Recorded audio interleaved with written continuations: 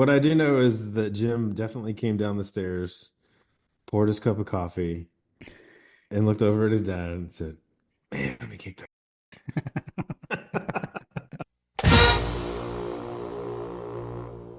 Welcome to My God a Podcast. I'm Jim Wood. In this episode, John Powell and I review Georgia's 31-17 win over the Tennessee Volunteers. We talk about our experiences on Saturday and what stood out to us during the game. As always, remember to check out the newly redesigned MyGottaPodcast.com to see our latest merch. And you can follow us on social media at MyGottaPodcast. Finally, if you need help with your website or your online presence, head over to workingwebmedia.com/dogs. Now, let's join the conversation in progress. All right, so by the end of the game, it was kind of as we predicted, but I didn't have the warm and fuzzies early on in the game. I did not have the warm and fuzzies at all. Not not at the beginning of the game. That is 1,000% accurate. I think at one point you you were texting like it's dead silent. I hate our fan. You're in a bad place. I think I was feeding off some other energy in the text thread there, but like it was insanely loud. And then like give Tennessee credit for that start. Like I think they almost took the crowd out of it. I guess I'll put it that way. Because once the team got back going, like the crowd got crazy. Like it was loud. Environment was insane.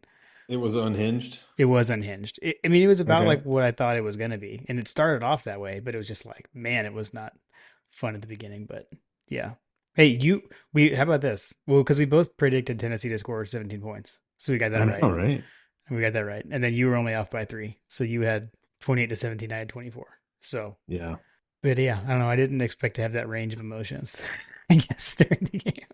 Yeah, I didn't either. I kept telling myself that this is exactly like how it goes against this guy.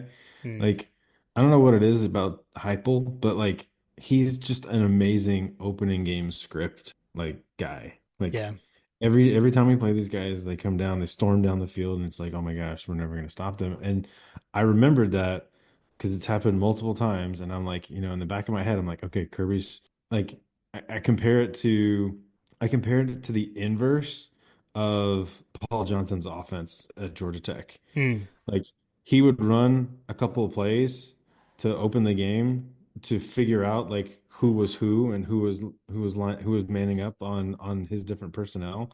I can't remember like the B back, the A back. It's been a while since we did the triple option stuff, Yeah. but I remember him talking about like they used to just run a couple like throwaway plays to start the game so they could figure out who was on who so that they could scheme around those options. And I feel like this is like the defensive inverse of that relationship because we made adjustments in the first half and they worked and I'll talk about that in a little bit. But yeah, I mean, basically Kirby Smart has figured out this guy's offense. Yeah. Period. I needed you to text me that because this was the most usually we're kind of the reverse where like you're texting me like, Jim, the win probability says this. And like, and I'm like sending you the calm the Well, F down gif. I didn't look at to your credit, Jim. I did not look at the win probability. Yeah. Yeah, I just sat back, enjoyed my brisket sandwich, and Mm. just kind of hung out and hung on for what was inevitably going to be an amazing night in Athens. Yeah. Yeah. It was. It was. And it was a great weekend. Great weekend, man. Lily and I went down on Friday. We had planned to leave kind of early, like right when Lily got home from school, but I can't remember if I even talked about this with you. Like we ended up staying a little bit later. So basically when Lily got home, we checked on like Life 360 to see where Kim was because Kim had gone to pick up Ella Hmm. from college, and actually they were only like an hour and a half away. So we were like, all right, let's just hang out here, surprise Ella because she thought we were going to be gone. So we surprised Ella that we were here. Got in some family time before we went home or before we went to Athens. So that was really cool. She was super excited because she thought we weren't going to be there. So That's cool. yeah, so Good times. it Did was you good. hide the car? Did you hide the car and everything and like surprise like jump out and surprise her? So the car was so basically the cars were in the garage. Yeah, So yeah. we like went in the garage, like we knew when Yeah, they were you there, were, and so yeah. we went in the garage. And when the garage door came up, we were in the garage. We're like surprise. So so we did that. That's awesome. But yeah, man, then bit of a sports extravaganza Friday night. We got down to my parents' house and finished watching the Georgia Tech basketball game. The dogs had a come from behind victory there, which was a lot of fun. Um, I'm not saying that us watching the game with my dad turned the game around, but I'm not saying that either. So yeah, man, that was fun. That was fun. Hoop dogs are fun, man. Yeah, yeah, it was a lot of fun to watch. And then we watched, the Tyson Jake Paul fight Buffer, I guess. Dude, so I turned that thing on and watched it, and yeah, that was not ideal. That was not an ideal situation. I think I fell asleep for a couple hours, and woke back up, and the fight still hadn't started yet. I Yeah, was like, what is going on? it took forever. So, but yeah, then I gotta say, so Saturday, my sister and whole family they came over. Then we went into Athens with them. So we did Little Italy. Went and had Little Italy Hmm. for lunch. Then we went over to Morris Hall, hung. We went over and Reagan was there. So went and saw Reagan and Carol and saw Riley and family. They were all tailgating together. So saw a friend of the show, Tim Riley. That was a good time. Then went back to Morris Hall, hit the bookstore, and then hit Hug Dogs on the way in. So it was pretty fun. And hit our friend Kelly's on the way to Hug Dogs. So we went like all over the place. It was fun. People are talking, Jim. You put on the big hat in the bookstore, I did put on. I did. and the dogs rolled. Yeah, So I we're did. gonna have to add that to the repertoire. Did you get a run in? No. I didn't want to kill the vibes by asking you because I was like, the math ain't mathing on how you're gonna work that out. So I got asked that at the tailgate. Shout out Ruse Dixie Dog asked me that at the tailgate, and I came clean and was like, nope, did not run today. So basically, the issue, and here's my I'll give you the same explanation that I gave Matt. Was so like the whole thing was that Kim and I have to do a couples run, like run together, and we were in Mm. we were 2 states away. So I think Could she not run the same time that you were I running? mean, we could have, I guess, planned all that stuff out, but full disclosure, I stayed up late watching a boxing match and kind of slept in. And then I got like, I brought my stuff. I brought stuff to run. I got up and I That's the went upstairs and worst. like, I went outside. I was like, man, it's kind of cold out here. I was like, It's kind of chilly. so then I decided that, the real power of that pregame activity was the fact that Kim and I were running together. And so I The decided, logic. I I love the decided, logic. yeah. So I decided I didn't have to. And hey, it worked. Well, for what it's worth, I got my run in right at 3 o'clock, I want to say. So the luxury of not going to the game was a benefactor. I was a benefactor in that regard. So Okay. Okay. um but yeah, so there was still some juju associated with the pregame run. Okay. Okay. I think Yeah. he more than made up with the big hat picture because that was so funny. I saw that It laughed. was like Lily, take my picture, dude. She had been asking me to go to the bookstore like all day. Like we got in the Athens, she was like, "So we're going to the bookstore?" I was like, "We're not gonna walk down to the bookstore and then come back to the tailgate." I was like, "Let's do that like on the way." And she kept being like, "Are we going to the bookstore? Are we going to the bookstore?" What did Um, what did she get? What did she need from the bookstore that you couldn't get online? well, she just it's different when it's in the bookstore, Dad. That's what I was told. So, Mm, it and is different. yeah, It's more expensive. Yeah, yeah. So, and she didn't even really have a list, but total like I'm a such a sucker, and she doesn't listen to this, so she won't learn these things. But like, so I got her a hat, I got her like some hair ties and a tote bag. So it came in under what I thought it was going to when we got the checkout counter. It wasn't too bad. So What a sucker. but yeah. But so yeah, so she was like, but Dad, like it's a I don't have a black Georgia hat and it's a blackout game. Like I need a black Georgia hat for the blackout. Mm. So and that worked on me. You're like, you knew that this was a blackout several days ago, right? Right. Right. Oh yeah, that was discussed at home. Or At like a home it week, was week ago. yeah, at home it was I don't need a hat. It's a night game. I don't want a Ah, hat. And then like, minds were changed on the way in. So, FOMO. dude, I got Not like the the like major like made my day kind of thing. So a guy came up to me in the bookstore and he was like, "Now, where did you get?" He's like, "Where did you get your hat? I really like your hat." And I was like, "Ooh, Yeah, yeah, that that's." hat is awesome. So, That's a oh yeah, good hat. this is the hat I was wearing. So, I mean, and I will say, I got this at Fanatics. Like like what I do, I basically like I just kind of monitor that kind of stuff, and I monitor all the ads that I get on socials. And when I find something that I like, I just wait until it goes on sale, and then I grab it. So I've had this one Smart. I got this one last year, but this is the first time I've worn it to a game. Been waiting for a Mm, blackout to wear it. So yeah. I would have rocked the FTMF hat. mm. Yeah, see, I have the red one. You've got the black one, so that would work. Hmm. That would work for you. Yeah, or this one. This is what I wore actually. This is a gift from my brother-in-law and sister-in-law. Nice, Um, nice. yeah. Nice. But yeah, man, it was great. Got to meet Chad Jarvis. He came by Morris Hall. I missed Thomas Rhett. Yeah, apparently. Missed that. But yeah, Coach Joe was there. All the folks were there. It was a good time. Good time. Coach Hayes was there. So yeah. Yeah, I knew it was going to be a everyone's going to be there, and I had some major FOMO. So I'm glad you guys locked it down. I saw the pictures. Saw the pictures, man. The tailgate looked elite. It was good. I definitely called out Daniel Smith for liking dots as his favorite Halloween candy. Got to get that joke in and Did you have listen to the John and Michael make fun of him for it. Did you listen to the Best Brothers band? Or I keep saying Best Brothers band, but you know the Brothers Know Best. Oh yeah. Yeah, I also threw out to John to tell him that I would not have said what he said about his wife. Oh. uh, Definitely go like subscribe to the Brothers Know Best podcast. It's good. Yes, It's good times. friends of the show, and just generally amazing content. Like if Yeah. you know them, you'll love the content. Even if you don't love them, you'll just vibe with the brotherly love situation. And yeah, I feel like it should be like a TV show, to be honest with you. Like I'm watching, we're going through and watching like the Young Sheldon, and now we're watching Georgie and Mandy, the spinoff from that show Okay. with my daughter, and it's like, it's the same kind of vibes. It's like I would liken it to like, I don't know, the podcast version of like Full House or something. Hmm. Yeah, it's high praise.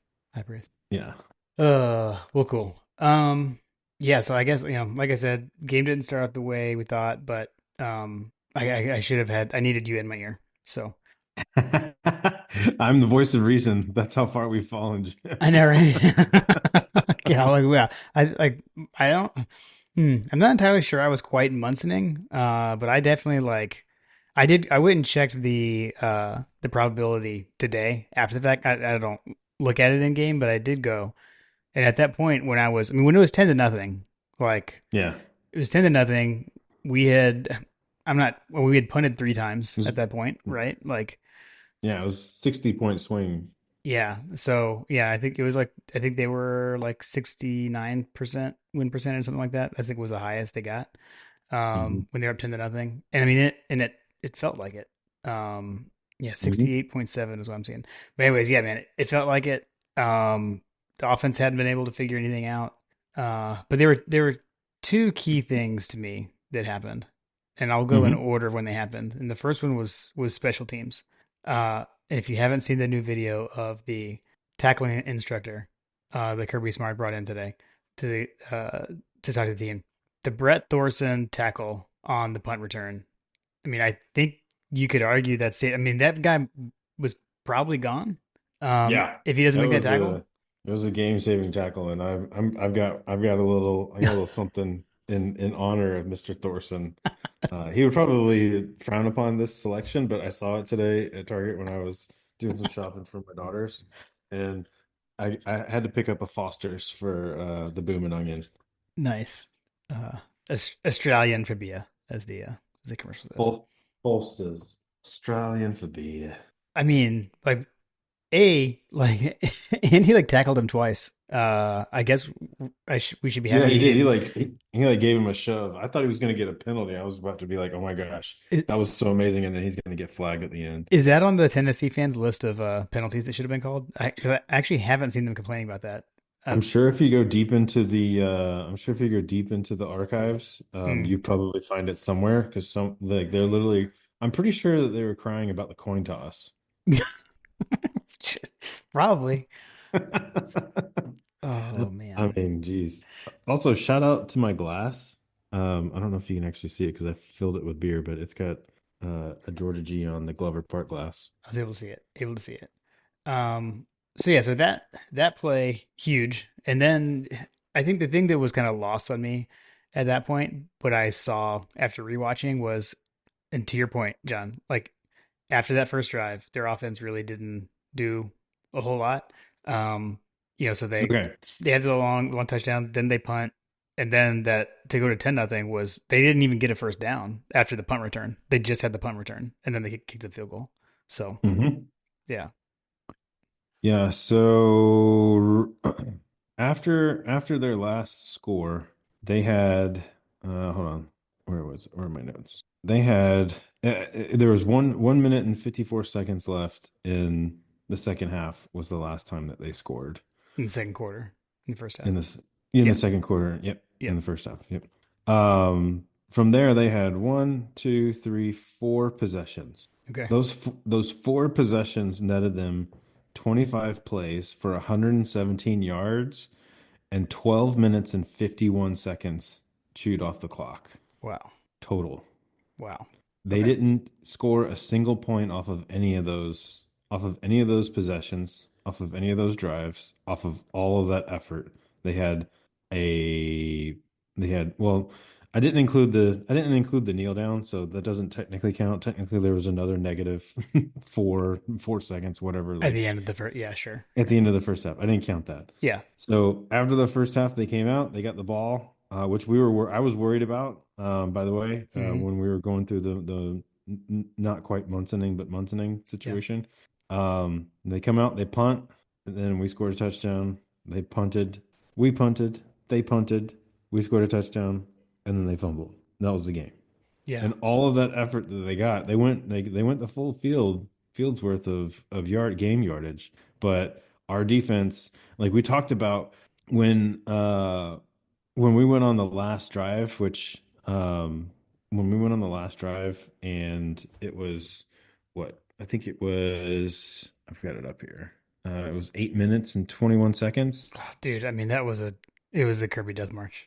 It was It beautiful. was a Kirby Death March, but I would argue that the Kirby Death March was the entire second half defensive performance. Hmm. That was the actual Kirby Death March. That was the Python, the Anaconda has, struck and is just slowly wrapping itself around, getting tighter and tighter and tighter and tighter until they just couldn't do anything. And then it became basically a math equation on how bad that they were going to lose.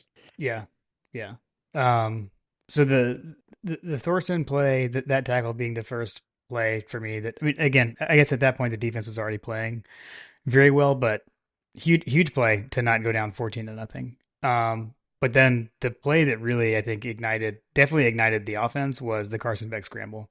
When he avoided a sack, scrambled, and then not only got a first down, but ran over his tackler. Like leaned in, put his shoulder down, ran through a guy. Hit the first down celebration, and I think that just fired everyone up.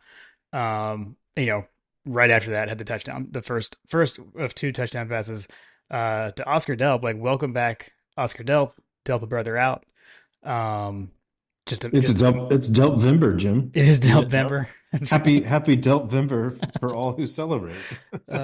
So because until that drive, it had been more of the same, like frustration. Like, again, first play of the game, had a Oh took a man. took a shot. Oh. It was open, drop, right? Like, um, Mm. and then like something good would happen, penalty. So it's Yeah, like all those things. Yeah. The Arian Smith catch was probably one of the most frustrating penalties I think that a Georgia fan, and you could see it in Oh, Carson Beck's face. yeah. Like you could see the heartbreak that he had. Like, dude, like he didn't even need like I mean I could argue that there was any contact whatsoever, but regardless of the fact, we always like when um when we're talking about in soccer, it's a Mm, very similar concept. And basketball is probably the same way. any contact sport, hockey, whatever. Um, if you are like bodying someone and you're jostling for position or the ball or whatever, and if if you are extending an arm out, you're going to get flagged every single time. Right. So with Carter and and the kids, like we would always kind of teach them like there's ways that you could push without extending your arm, Mhm. and you just have to keep your arm bent the whole time. He didn't keep his arm bent. He got flagged. He didn't really need to do anything like that because the guy wasn't even involved in the play. That one really frustrated me. The drop definitely was annoying, but Yeah. that one in particular happened in a moment that I thought was like super important. It didn't end up being like a huge deal, but Yeah. um if you're circling things to this team still needs to work on is, I think what there were like 4 or 5 drops in this game. Yeah, the drops are still there. The drops are there. There was the deep shot in the first play of the game. Um, there was the one with Delp where, I mean, he got hit pretty hard, and Tennessee fans are saying it was a fumble. Um, was not. And my favorite part of that is, I don't know if you've seen the video that's circulating amongst Tennessee fans. They grabbed the clip and like you can hear the rules analyst literally explaining why it was an incomplete pass. Like, guys, if you're gonna complain, like at least mute the audio of the rules analyst saying that. But at any rate, Yeah. but that so you got dropped there. Hopefully the unofficial official is okay. He ended up spraining his ankle later in the game, but he had the drop on the pop pass. Which again, by the way, like if you, I can't believe I literally cannot believe Tennessee fans are complaining about that play. That is why that's literally why that play exists is because that is a pass. So that if you drop it, it's an incomplete pass. It's not a fumble. Um, If you drop it, if the defense comes in and blows it up, like whatever the case may exactly. be. That's why that play exists that way. So like I don't know. I always thought it existed so that they could pad Tebow's stats, but I digress. Fair, fair. Multiple reasons, I guess. But like, anyways, but so yeah, so that was a drop. Um, there He had were a screen others. pass. He had a screen pass that he dropped. Yeah, Dominic Lovett. yeah, yeah. Yeah, it was, and then London Humphreys had one on, That's right. was it on the end zone or was it a first down? I can't remember. It was something that I thought that he should have caught. Yeah, yeah. Will was telling me that I was crazy, but dude, you get 2 hands on the ball, you got to catch it. Like Oh, even if you're getting tackled, like you get 2 hands on the ball, you got to catch it. And then there was another pass where I think that Carson floated it a little too I much. now agree with you. Now that yeah, it was end of the first half. The pass to Lovett in the corner of the end zone, right? That Yeah. one. Yes. Yeah, I agree with you. Like Yeah, like Bobo and Beck and the offensive line were completely and utterly in their bag. Also, arguably the tight ends were as well. hmm yeah. Um, the wide receiver core did well. Matter of fact, there was a couple of catches that were made that I was like, oh my gosh, that's going to be an interception. Like there was one Mm. where I think it was the pass to Nitro on the sideline It was that that was Humphreys, the one where like it like London just Humphreys. dropped right in Yeah. between them. Yeah, that looked Yeah, like when that first got into the breadbasket, I was like, oh man, this is one of those ones that's going to be like he stole it from the wide receiver and is gone. yeah, yeah. But That play was weird, by the way, because that play, like, I think Carson thought we had caught them offside again, which we did mm, 2 other times. Because the guy jumped, I guess he didn't jump offside. I think he just threw a hot route for a throw it up free play kind of deal, but didn't matter. It worked. So, yeah. but yeah, Um, yes. And speaking of like, I don't know, whatever we did to cause them to, crowd noise, whatever, like they definitely jumped off sides a lot, and that was hilarious to watch. yeah, I yeah. also love the jugular approach when those things happen because I feel like that I kept saying I was kind of joking like does do we need the other team to jump off sides for Carson to have the confidence to just drop dimes because they were jumping off sides and then he would just drop one into the breadbasket from someone for 20, 30 yards. Yeah, yeah. I don't know, Which, man. which I guess that like another thing to, things to work on or whatever is as great as everything was, like statistically, this was a very confusing game because the net success rate was in the negatives, which you don't typically. I know that you always alert me to the, did we win or lose as bad as we thought we did? Yeah. And Yeah. it's Parker Fleming's, net success rate graph. And normally in the, past several years, the what we're used to, UGA is on the far right of that graph in the green. And that like typically is correlating to a lot of offensive success, right? Yeah. There are a couple of things that I think are not included in that, which is it doesn't really take factor. Shout out Josh for explaining this to me today because I was like kind of confused by everything, um, because I felt like we kicked their butt, right? But Mm. like statistically, it was a lot closer than it was because we were so explosive. Which holy cow, Dr. Jekyll and Mr. Hyde, like where was this all season long? If that offense trots out onto the field against Alabama, if that offense trots out on the field against Ole Miss, we're talking about a different conversation with the CFP. Yeah. I think there's two main things to point to there. One, and this is what Kirby kept harping on, is like, the committee needs to come down and see one of these environments in person. Like, it's hard to win on the road in the SEC. And I think we proved that for Tennessee this week as well. So that's the first thing. Second thing is, I mean, the offensive line, like, what the offensive line played so, I mean, Carson Beck was clean. He did not Mm. get sacked, Didn't right? didn't get sacked. Didn't Did he? not, I think he broke his interception streak too. yeah, yeah, yeah. No, no picks. No, did not get sacked. Protection was very good, and I mean, Tate Ratledge, healthy, was able to play the whole game.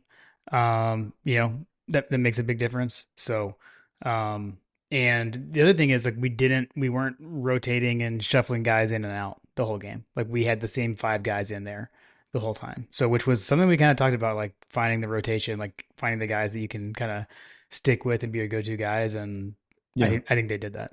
yeah.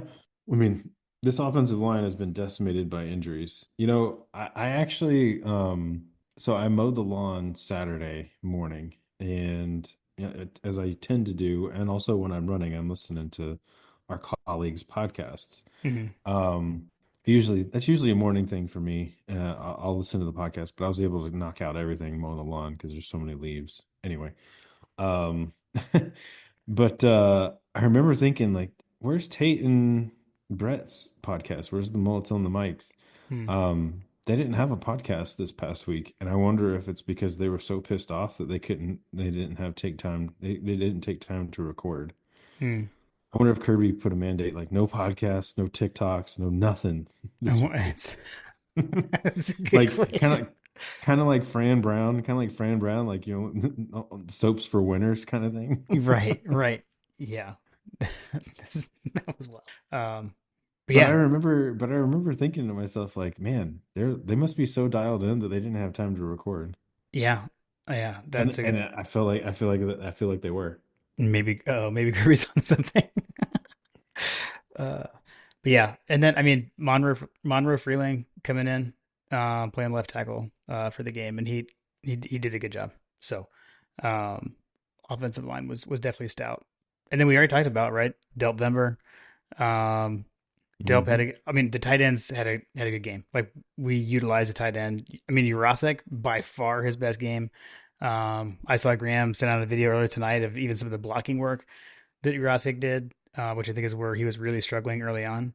So, I mean, I think you've pointed out we've hit on, and I'll go back to what I said earlier in the year. I would say this was the most complete game we've seen, but still, we had nothing offensively in the first quarter. So imagine if we see four quarters. That's the thing that continues to be like, man, that's kind of scary. Like if they can figure this out and lock it in and do these things for all four quarters. Um, I just basically just they still haven't reached their full potential. I would say even in this game, could have been worse. Looking back, It could have been a lot worse. I mean, like I said, there were points on the field that we left. So, yeah, not many, but there were points on the field, and I think that there's, you know, eh, even we had Thorson gave up the return, right? Like there's yeah, yeah, yeah, little things that have happened in some of these games that don't normally happen. Um, yeah. but I'll tell you what, man. Like I'll take that defensive line performance, and I'll take that offensive line performance, and ride a I'll ride a mediocre performance from everyone else on the offense, and a good performance from everyone else on the defense. I'll ride that team all the way to a national championship. Yeah, yeah, yeah. Agreed. Agreed. I don't care if we beat everybody 7-0 Right. or Right. 14-7 or whatever. Yeah. Yeah, man. Tennessee hadn't given up. Well, they hadn't allowed 20 points to anyone. And Yeah, so I heard them say that on the broadcast, and I was like, wait, what? Damn, if I'd have known that, I would not have been so aggressive on my pick. I didn't even think about it. yeah, yeah. But then the Yeah, flip side of we that, Kirby still has yet to give up 20 points.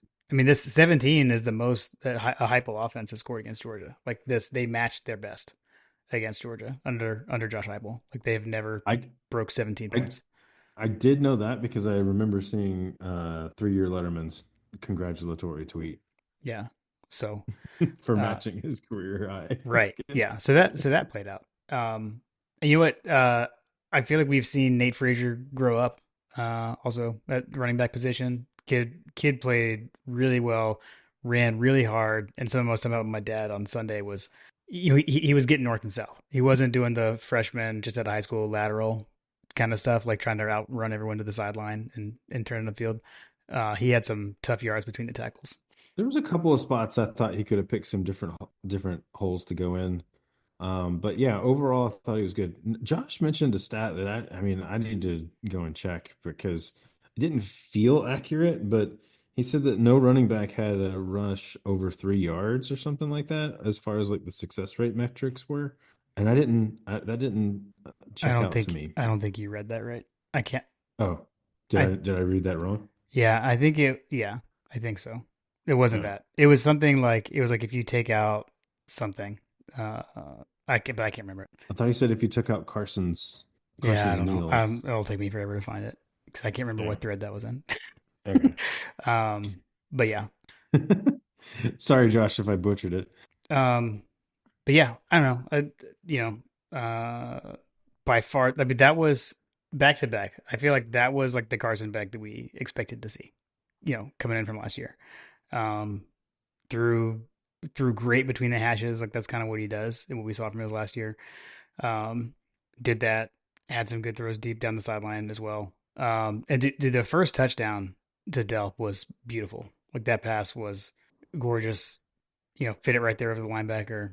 And again, the play design was Yeah. fantastic on that one. Both of Delp's touchdowns. Dude, the second touchdown where we had like a tackle lined out, split out off the end of the line, uh, was beautiful. Yeah, the Bobo haters were quite quiet, Jim. Yeah, yeah, Even when we were like, not not Munsoning, but little Munsoning.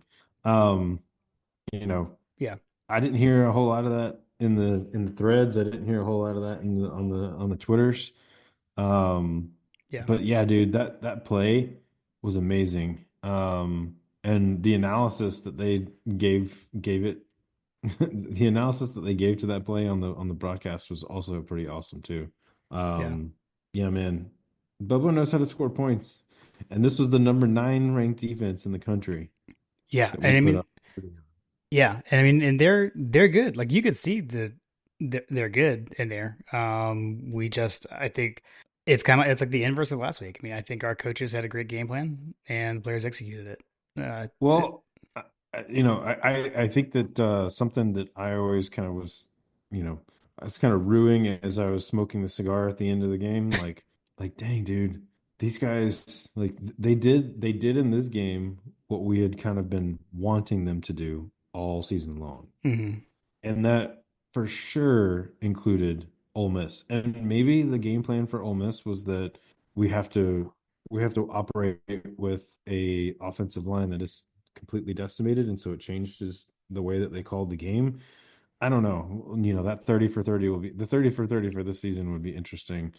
But Yeah, overall, what I saw on the field versus Tennessee was an offense that recognized the magnitude of what was going on, and they just went out and slung their junk around. And I expect to see that the rest of the way through because, what I heard in the post game conference, Carson Beck talking about how he has urged and asked and begged. I don't remember what his words were exactly, but he alluded to the fact that he has requested to be more mobile, and Yeah. he has expressed that he is a dual threat quarterback. I think were his words. I'm a dual threat quarterback, Hmm. and you have not seen him exhibit that in this season, or really last season, but he didn't need to last season.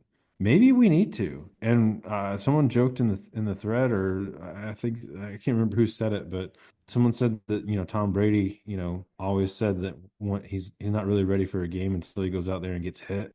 Right. Like kind of like to your point, like when Carson got ran out there and threw his weight around, he was ready for the game. He got lathered up. Um, Dude, if the kid wants to do something, like he showed in this game that he could do that if he needed to. Yeah. And I think to their credit, Tennessee was also that way too, because the all of the pregame stuff was that he didn't really create yards with his feet that much. But what I saw from the Tennessee quarterback was that, geez, Louise, I was super worried. I was like, dude, do we need to spy this kid? Like, what's going on? Hmm. Because he was picking up first downs with his feet too after almost getting wrapped up a couple of different times. But Yeah. specifically talking about Carson Beck and as the season rolls through, like, dude, play to your strengths. And what we saw in this game was an offense that looked pissed off and looked like it was willing to do what it took to win. And that included doing things that I've been looking for, especially in the Ole Miss game. Like literally, Carson sat back there and just got absolutely rocked all game long. Like Yep. everybody was in the backfield. There was nothing you could do to stop it, except, and it felt that way, because we didn't have all that great of a success rate on, the offense other than the big chunk plays or whatever. But like, you know, we addressed that immediately in this game. We Hmm. started moving Carson out of the pocket. We Yeah. started moving guys around. What we did on offense was different, and we've been looking for that. The only difference would have been is that if the game plan is not going right, to make those adjustments faster in the actual games that are going bad. It wasn't really like super going bad for this one. Like it wasn't like an Alabama on the road situation where we got down 28 nothing or 21 nothing, whatever, Yeah. and we have to come back. But like what I'm looking for is to see that same mentality as we roll forward because man, when they rolled back out of the pocket, like he was able to do damage. Like he, play action passes, like just little things that we were doing to put people into conflict and anything that we can do to get them into a situation where they've got to make a decision one way or another is time that it takes for Carson to find someone else. Yeah. Yeah. Great, man. Yeah. He did damage on the ground. The rushing the touchdown that he scored, that was in the end zone where we sit. It was beautiful.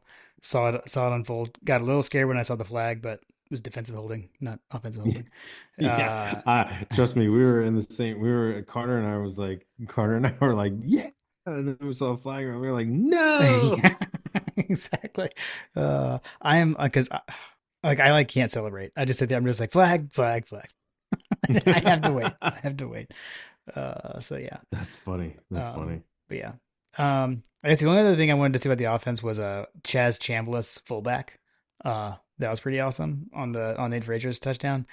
And I also think about like I'm curious, like the Tennessee defense, did they look and see number 32 at fullback and think he was Cash Jones?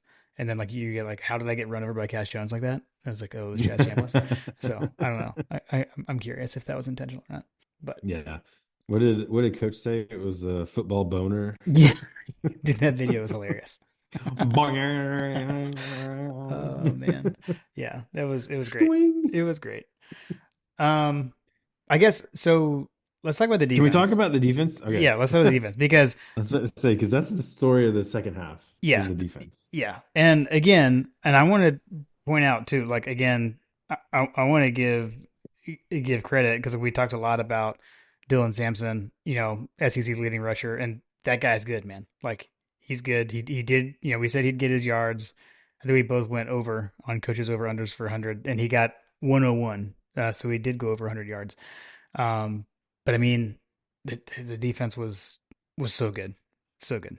I don't know why they didn't run him more, to be honest with you, because Hmm. like I think at one point he went out of the game because I texted you guys about it because there was a I think that they had come out of a timeout and it was third down, and I remember thinking to myself, why is Samson not in on this third down? This is an important, like they need to get this, Hmm. and they didn't get it, and I just remember being kind of like dumbfounded that they didn't have their best player, they're arguably their best offensive weapon on the field for a third down call that was pretty significant for the game flow. So I had in my head, like, did he get hurt? Is he injured? Like, because he was out for a little bit, but then he ended up coming back in. But I don't know what happened there, but him not being on the field for third down seemed like a miss pretty significantly. But whatever. Yeah. Um, yeah, dude, the defense. They came to play, and it started up front, man. That's why I say I'll take the offensive and defensive line performances, the rest of the way because the defensive line was disruptive. I Yeah. haven't seen the numbers for the defense, but like I assume that they were, creating havoc and pressure and all those kinds of things. They got home a couple of times. I remember thinking like, finally we sacked him. Yeah. Yeah. Um, Yeah. but overall, they got their yards. Like I kind of figured that the Samson was going to get his rushing yards, but we kept. This is, I mean, I hate to say it, but third and Willie over there on the other sideline.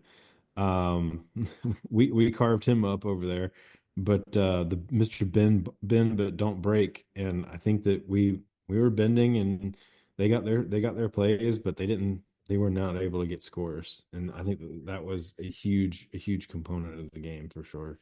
Yeah. So obviously our big question was would Nico play, and we found out Friday night that he'd been cleared. And I mean, I think he looked good. Um, but I think we got to him. Made some plays with his legs. I think also too, like we got some good licks on him. I mean, we got some pretty good hits on him when we did get to him. So I like that for sure. And then I don't know. I think you're right. I think the bend but don't break. I will say though, like they're That's been our again, mode all season long. but Like, it felt different. Like it didn't feel like Ole Miss. Like it just felt like they were just guys running wide open like all night, and like it didn't feel like that. And there was nothing explosive on. There were the shorter pass plays. And then the second touchdown drive was that run by Samson. His touchdown run was awesome. It was a heck of a run. Like I said, he's good, and that also was coming right at us. It was kind of frustrating when that happened, but like, I think from your like looking at the numbers and the players, I did see. I think Kristen Miller, that was like his highest graded game from PFF. I think he graded out really well. Man, Chaz Chambliss had a good game. I know jokingly mentioned him on offense, but he had a good game. Starks was back there making plays, breaking up, making pass breakups. Um, just all around, they were flying all over the place. We got a good gifable moment from Kirby getting excited about a defense making a play. Like, yeah, I'm gonna tell you. You mentioned the having Tate Ratledge, a healthy Tate Ratledge, and maybe that's the case for the offensive side, but this Georgia defense is a completely different beast when Smile Mondon is in the game. yeah, 100%.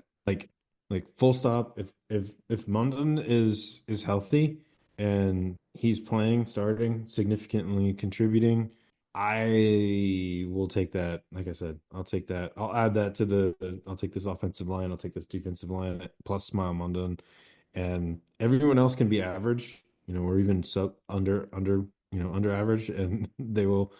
Um, we'll ride that all the way to Atlanta for sure. Yeah, yeah, he made a huge difference. And I remember you were actually texting that in the game. You're like, oh my gosh, we're so much better with Smile out there. Uh, Dude, you we've been saying like where's this team's Nakobe Dean? Where's this team's Nolan Smith? Where's this team's Jordan Davis? where is this team's, Yeah. guy that takes over the game? And for me, it's Munden. Like smile makes everything better. Yeah. A smile makes everything better. I was just gonna say, Totally. I was gonna say. So when he came into the game, did it put a smile on your face? Sorry. Yes. Yes. Oh man. I totally just made that up. Uh, Like a Coke commercial or something like that. Anyway.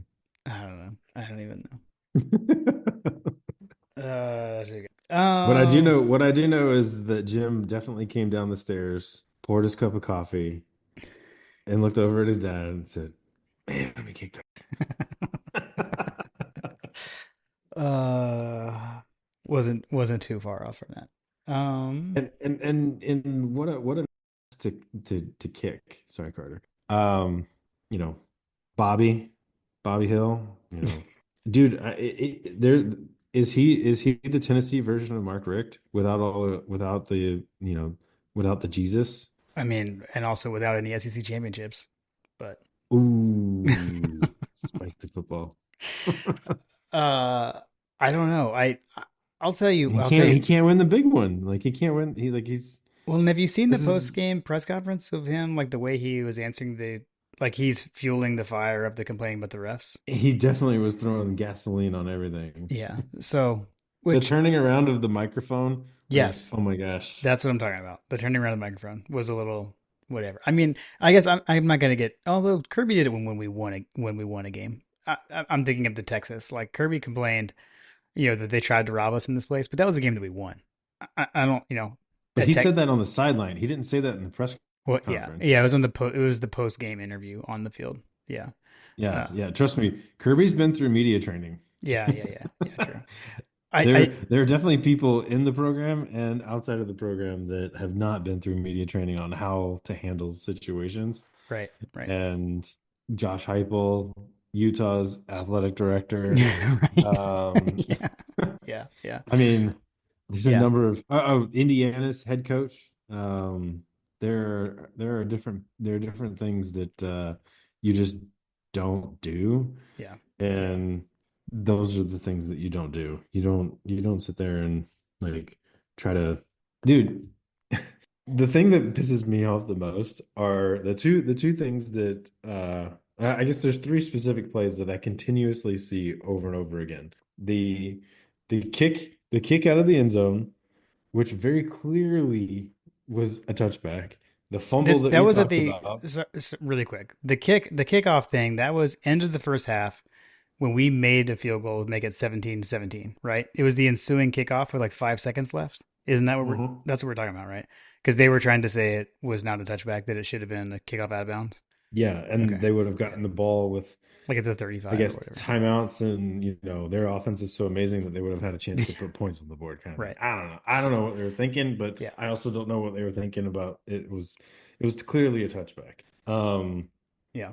The the Delp situation was Hmm. literally them recording it with the audio on, Yes. um, Yeah. explaining why it was not a fumble. Um, that play, and then the what was the other play? Dang it, I'm totally blanking on the third play. The one that I keep seeing is the Dylan Bell, the pop pass. They keep saying that's a fumble. I haven't seen that. I haven't seen that one as much. Um, it was the field goal, or no, it was the kickoff. It was that one. There was a third one. I Oh, can't remember. there's another one. There's one where like I think there was a like a was it or was not a false start on Georgia. I've seen that too. Dude, there's a lot out Yeah, there. There's a lot out there. I, I saw that one. God dang it! I totally blanked on it. Mm. I had three different plays in mind, and I can't remember what the third one was. But like, dude, they're very. Oh, it was the 12 man on the field. Oh, yes. That play, I remember screaming at the TV. They're ready to play. They're lined up, and this Joker is literally standing next to the end and is just kind of lollygagging off. Like, we can't snap the ball because this guy can't leave the field. And he's very clearly doing it on purpose. And then they told him that this to run off the field, and then he kicked it into high gear and Yeah. went off. Yeah. Um, so anyway, I think that I think that situation was just insane. Like that, like, dude, what I hear you saying is that there were 12 men on the field. Right. No, there totally were. And so the full admission, me not following stuff, for the 12th man on the field. So okay, on that play, there was another drop pass in that play, unfortunately. So like that one, I think it was close to being a touchdown to Arian Smith, and he dropped it. And then when the ref comes on and says the previous play is under review, and I was like, what are we reviewing? Because I thought the guy had gotten off the field. Um, and so I was like, what are they reviewing? And then Lily is like, Dad, they're reviewing to see if the guy was on the field. I was like, all I could think about though was that they were reviewing the catch. Like what she was saying was not registering in my head. So I was like, what do you mean? I was like, doesn't matter if it was on the field, it wasn't a catch. Like, why would they review that? She's like, Dad, they're reviewing it to see if they had a guy in the field. And I was like, I don't understand. And then she's like, too many men on the field. And I was like, oh.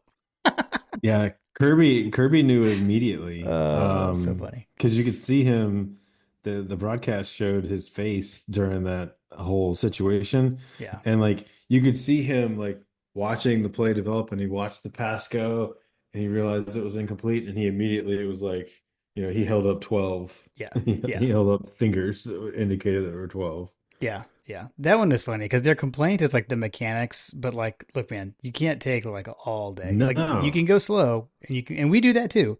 But if you go that slow, like once the ref moves, you got to get off. So So that is where I'm getting pissed off. yeah. So like people are saying that like, oh, look at how the refs handled this game with the 12 men on the field, and it was their game against Ole Miss. And in the situation that they were like talking about, Ole Miss was literally in the huddle Hmm. and they hadn't like gotten to the line. Our situation was the ref had marked the ball ready to play, and we were literally standing over center. And I remember screaming to the TV. I was like, "Snap the ball! Yeah. Snap the ball now! Snap it! What are we doing?" Yeah. Yeah. Yeah. I was screaming that in the stands too, honestly, which is makes it even funnier that I couldn't figure out what Lily was saying because I was screaming the same thing. So yeah, I don't know. It's Ah, all that complaining is delicious. That's all I'll say. it is very delicious. And I'll tell you, Jim, I'm on a diet now. I had my last taste of the delicious sweet goodness that was Tennessee Tears this morning, and I'm not doing it anymore other than talking about it here. We're focused on UMass coming up next, and then we've got Georgia Tech. So Yeah. we're turning the page, so to speak. Yeah. Yeah. Agreed. Agreed. But yeah, I definitely partook in that for an extended couple of days. Amazing. Amazing. Um, yeah. And then, first time Savage pads for Chris Cole, right? At the end of the game, to get the game sealing fumble. Um, I'm and glad you brought I'm glad you brought him up because yeah. that story deserves a little bit of commentary as well. Okay. On the broadcast, you could see Kirby Smart chewing him out, and it brings up I'm reminded now of a situation which maybe if you saw it, I think I had texted you about it. There was a play where it looked like we were missing one person on the defense, Yeah. and I don't know if we were or not. I haven't seen anybody talk about it. I hadn't had a whole lot of time to really look at all the other content about it, but the line, the defensive line for one of the plays looked as if we were missing a defensive lineman or something on the defense. Like it just didn't look right. Like I remember thinking to myself, "Oh my gosh, if they just snap the ball and run it to that side of the field, we're screwed. Like Hmm. no one's there." Yeah. And they cut to the sideline, and you could see Kirby Smart just chewing him out, Chris Cole, like Yeah. chewing him out on something. And you could see it earlier in the game too. Like he was getting chewed out all season, all game long. And for him to come up with a fumble that sealed the game, I thought was just a perfect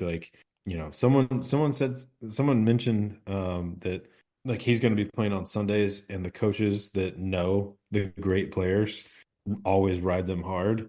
Hmm. And I guess that was like a good omen for that situation. And yeah, anyway, I Yeah. I, I just think that Chris Cole situation for him to be a big part and impact make an impact to seal the game after getting chewed out all game long, all season long. Yeah. was kind of a an awesome redemption story for him. Yeah, yeah, it was cool. It set off just absolute celebration uh in the stands. We had like the big like the group hug, jumping up and down to end the game. So it was pretty sweet. It was pretty sweet. I You will want? say that talking about people jumping up and down.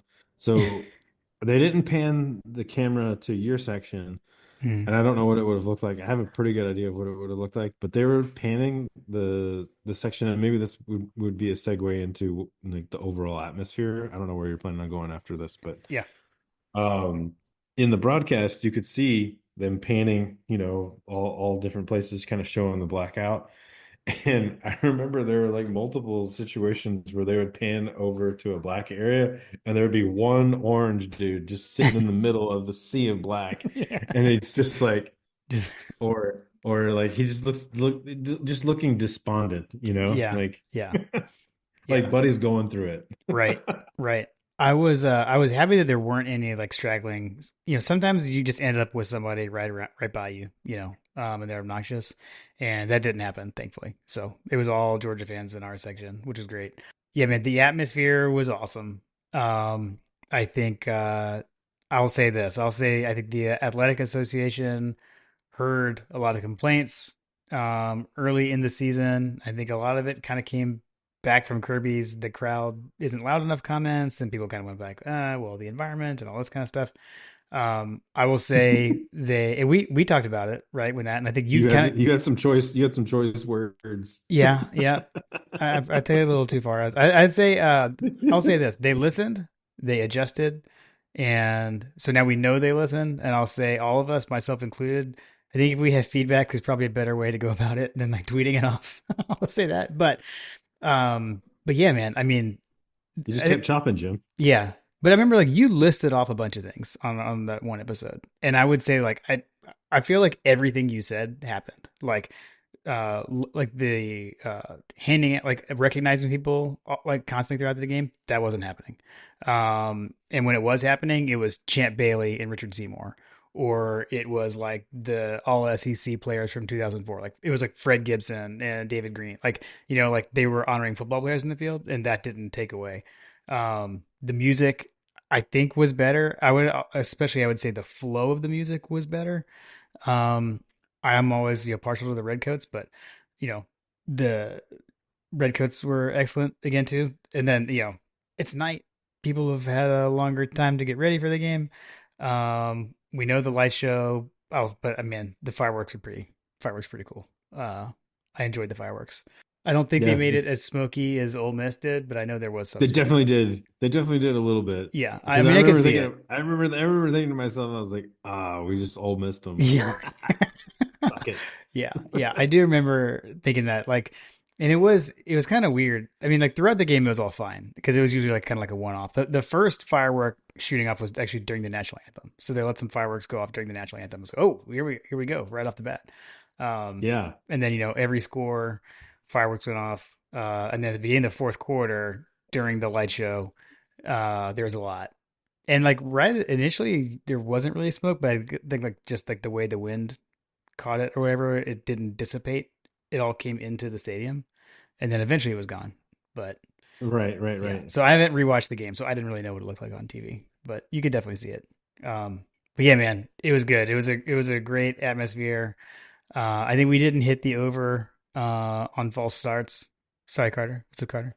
Um, we didn't hit the over on the false starts that Coach put, but we did have multiple, and I think the crowd got into it. One other thing that I don't know if you could see, I don't know that you would have seen this on TV. When we did the light up Sanford for the fourth quarter, the student Mhm. section, their lights, it was like red. So there were red lights in the student section. And so I was trying to figure out what the heck, like how did that happen? And I don't know what the company was, but some company sent like phone covers to, I think it was like either the Paint Line or the Spike Squad, went around like passed out like red like filters to go over your flashlight on your phone Huh. before the game. So when they did light up Sanford, all the student section was like a big like red rectangle in that section to contrast all the white Interesting. lights from everyone. So that was cool. That looked pretty cool. Interesting. Yeah. Dwight, idea for Bulldogs battling breast cancer. Ooh, here we go. Nice. So yeah, I think the only thing that could have made the environment better was if the team wasn't black too. But neither here nor there. Kirby said as much, Yeah, which is just a confirmation that he is just continuing to troll us all. yeah. I I find it funny. Like if you don't care about it so much, why do you talk about it so much? Like put so much. Why are you so obsessed with the black jerseys, Kirby? Yeah, seriously, seriously. Just say we're never gonna wear them, and then I think everyone would shut up. Probably. I don't know. Maybe, Maybe. maybe not. Whatever. We'll talk about that later. But yeah, so the environment was awesome. It was awesome. It It was looked awesome. It yeah, sounded like that it was a good vibe. I think they hired a DJ.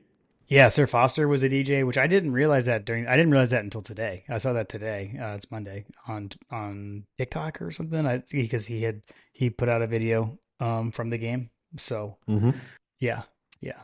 He, Much like, sorry, go ahead. no. I was just gonna say. I mean, he's done games before, but I think it's been a while. So I can't remember the Okay. last time he was there. I'm curious now because I saw you mentioned that he had done them before, and I went back on his social profile to see like it's mostly basketball games. So like Yeah, I would be curious to know what games those were. Um, just to yeah, go back and look and see like what the scores were and if I remember if I was there, like whatever, like yeah. you know. I don't know. By and large, I wasn't there. It seemed like it was. Did they play, what did they play Baba O'Reilly? Did they play Oh yeah, that was the thing. Like that was what I was saying. I felt like it was a flow thing. Like yeah, okay. all the pregame was the same. You know, you had Battle Hymn with Munson and Baba O'Reilly. Like all that was the same. What's the You know, song for the fourth Saturday in quarter? Athens or Saturday Night's All Right. That was there. Um, so all the stuff was the same. Okay. But I think I think of it as if you're the DJ, there's someone who's kind of like conducting the crowd, right? Yeah. And like trying to like have it swell at third and long. You know, you've got to get it to the crescendo at the right point, and I feel like they did a really good job of that on Saturday. Right. Yeah. Shout out Josh Brooks and all of the athletic game day staff for hearing and making adjustments in season to address these situations, which it sounds like that some of that is red tape with the government that they've been wanting to do some of these things for a while now. Yeah, I think maybe. Shoot, I can't that's what I read remember. online. I read that on Twitter. Okay. Um, but yeah, I think that that said, in the same vein as, we haven't played a complete game on the football team. I think there are still some things that the game day operation could work on. And I think that you mentioned getting to your seats and the crowd flow, and I heard people talking about fighting for their lives to get to their seats. Hmm. Sounded like that there was still a an atmosphere issue as it relates to the crowd. Yeah, I there's there's some like I don't know, I was gonna say like choke points or whatever. I'm trying to think of the right word, but there's like access points where just the flow, especially if you're like going up the stairs to get to the 300 level. So like when you come off the platform or the stairs, it gets pretty narrow as you're getting into the concourse. So like things like that. That's where we ran into an issue. Um, so I mean, there's an easier way I could get in.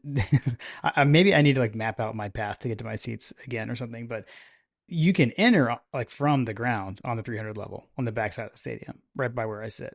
The issue is like Right. lately, like we're over at Hug Dogs. We go in under the bridge, and we've kind of like we like to go and walk down along the hedges. So I don't know. Maybe there's a better flow way to get up to where I'm going than the way I have been going. I'll maybe look into that.